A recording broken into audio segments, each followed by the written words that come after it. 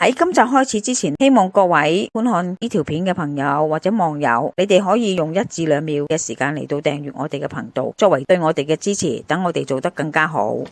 啱啱見到有龍躉骨，於是咧就買個龍躉骨嚟煲湯。成條龍躉嚟講，龍躉骨係比較上係價錢平啲，最貴就係頭腩。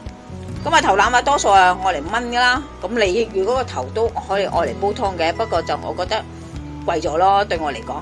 查實咧鳳魚都係有益嘅，咁如果你有自己煲魚尾啊，咁樣都好噶，係咪？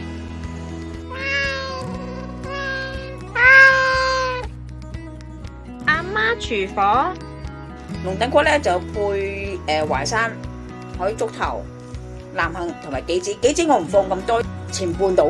雖然係有明目嘅作用，但係咧佢係大醋啦。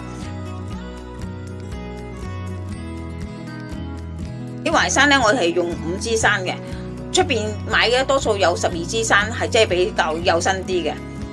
你拼埋佢，係咪度啊？係咪度？吓，呢個煲嘅時間就比較長啲，先至透心。呢個咧比較上時間上係快啲。咁各位你可以自己自行選擇，你用粗嘅淮山啦，定用呢隻有身嘅淮山啦。呢個係正嘅海竹頭，記住呢個係正嘅，潤喉潤肺嘅作用嚟嘅。咁咧好潤肺嘅杞子咧就有分級數嘅，呢個就係 AAA， 我哋叫做3A， 寧夏杞子3A。嗱，各位可以睇下比較，爭少少啦，你可以大家拼一拼。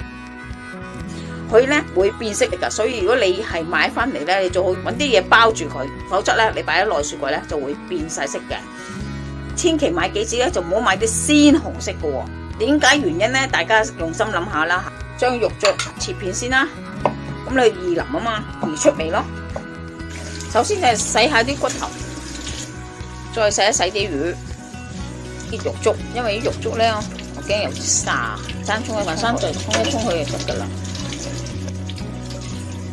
開始滾骨頭，搓出水先。過水嘅目的就係將佢入邊嗰啲污糟嘢咧逼咗出嚟先，啲湯就會清啲。就係加2.5公升嘅水落去。咁咧放肉粥、淮山，嗰皮係可以後放㗎吓。南杏、杞子。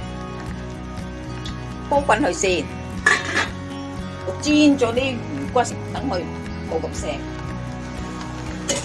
油滾落薑，啲魚落去，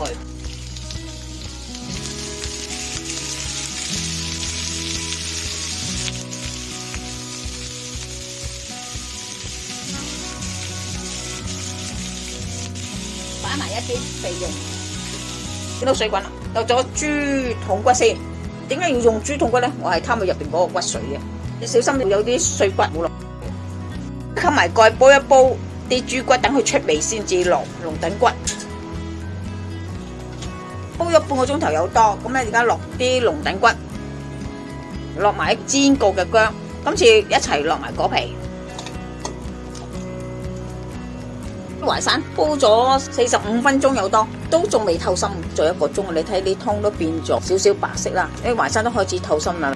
啲淮山咧生火焗佢先至通透嘅，再煲10分鐘到就可以噶啦。睇下啲淮山通透啦，啲湯係乳白色嘅，魚油嗰啲膠質鋪晒喺面嗰度。